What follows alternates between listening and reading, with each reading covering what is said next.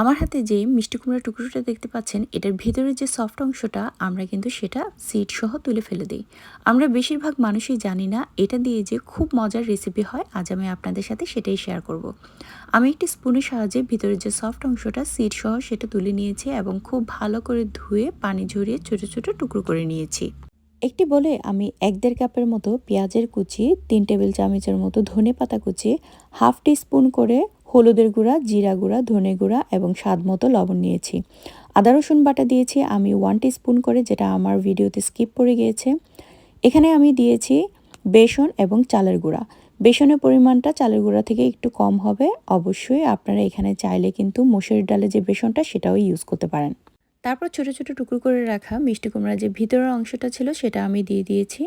হাত দিয়ে খুব ভালো করে মেখে বাচ্চাদের জন্য কিছুটা তুলে রেখেছি আমি। তারপর আমি কাঁচামরিচ কুচি আর মরিচের গুঁড়ো দিয়েছি। আপনাদেরকে আমি দেখিয়ে দিচ্ছি এটা কীরকম হয়েছে।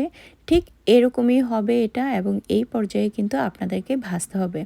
মিক্সড করে কিন্তু রেখে দেওয়া যাবে না, তাহলে কিন্তু পানি ছেড়ে দেবে। মিডিয়াম লো হিটে আমি তেলটাকে খুব ভালো করে গরম করে তারপরে আমি ছোট ছোট করে একদম পাতলা পাতলা করে দিয়েছি। অবশ্যই খেয়াল রাখতে হবে সাইজে বড় করে দিলেও কিন্তু আপনাদেরকে এটা পাতলা করে দিতে হবে, তা না হলে উপরের অংশটা হয়ে যাবে আর ভেতরটা কিন্তু কাঁচা থেকে যাবে, তখন কিন্তু খেতে ভালো লাগবে না, বেসনের একটা গন্ধ চলে আসবে।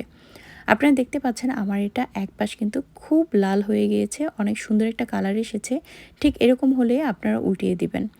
এটা খেতে কীরকম আপনার বাসায় বানিয়ে তারপরে খেয়ে অবশ্যই আমাকে জানাবেন। আপনাদের হাতের কাছে যদি লেবুর স্কিন থাকে এবং লেবুর রস থাকে সেটাও দিতে পারেন চাইলে, এটা দিলে কিন্তু ভালো লাগবে। আর অবশ্যই এটা তেঁতুলের টকের সাথে খাওয়ার চেষ্টা করবেন। ভালো লাগলে অবশ্যই লাইক কমেন্ট করবেন।